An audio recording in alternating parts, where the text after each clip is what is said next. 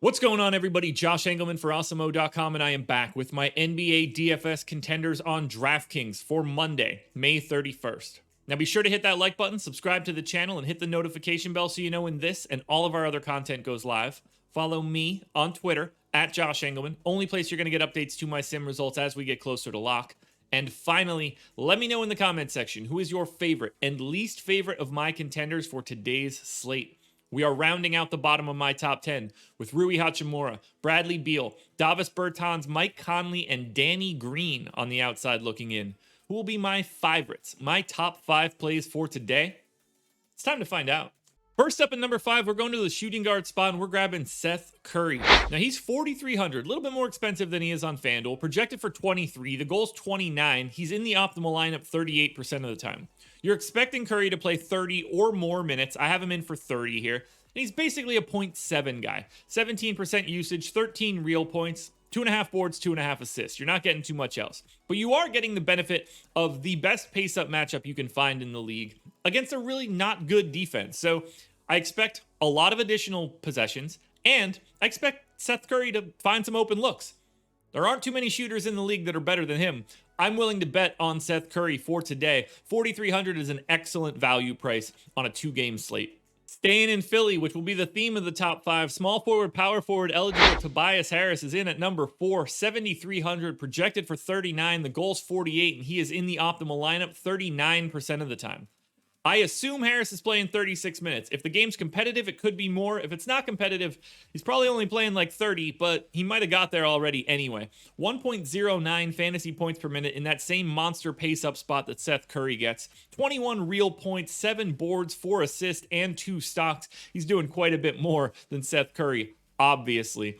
I love the multi-position eligibility here. I love the matchup. I love everything about the Sixers, as you will see as we keep working our way through this top 5. But we're going to take a brief break from Sixers to go to number 3. That would be center Jonas Valanciunas. He's 7,700, projected for 40. The goal is 51, and he is in the optimal lineup 39% of the time. I really like center in general today, but Joe Val showing up in the number 3 spot does not shock me. 35 minutes, 1.15 fantasy points per minute in this matchup. Obviously, pretty difficult against Rudy Gobert, but he's a neutral usage guy. Got him in for 20%, which means that he's on pace to score 18 points and 13 rebounds. Joe Val's going to get there based on the boards. 2 assists, maybe a stock and a half if you're lucky, but I just find 7,700 a fantastic price for a 1.1 or more fantasy point per minute guy.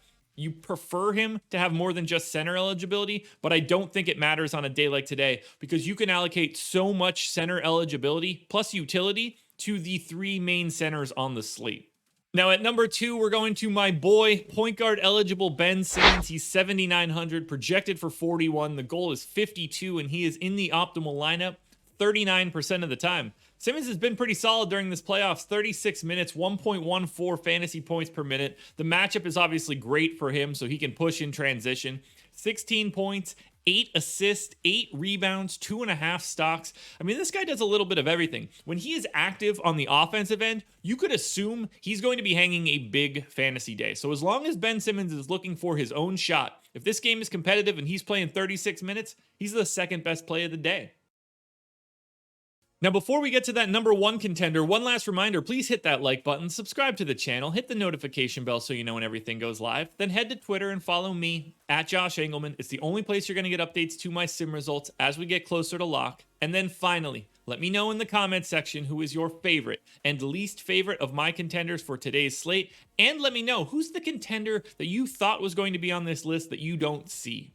And finally, the number 1 contender for today, center eligible Joel Embiid. He's 9,500, projected for 52. The goal is 62, and he is in the optimal lineup 43% of the time. If this game is competitive, I would be shocked if Joel Embiid isn't going crazy. 34 minutes at a 1.54 fantasy point per minute rate. 33% usage. That's a biggie. 30 real points, 11 boards, 3 assists, 2.5 stocks. Look, Alex Len's not stopping him. Daniel Gafford's not stopping him. Robin Lopez isn't stopping him. They don't have any other centers on the roster to my knowledge, but if they did, they're not stopping him either. Joel Embiid, is unstoppable against the Washington Wizards. The only thing that stops Joel Embiid today are the Sixers. If the Sixers are too good, he's not playing 34 minutes, he's playing 28. The good thing about Joel Embiid, he can play 28 minutes and still drop north of 50 fantasy points. So for me, right now, Joel Embiid is the #1 contender for today's slate.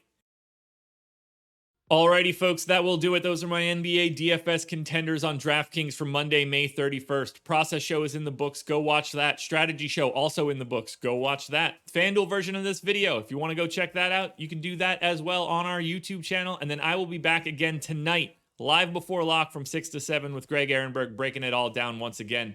Good luck tonight, everybody. I will catch you guys again tomorrow morning for another edition of the Contenders.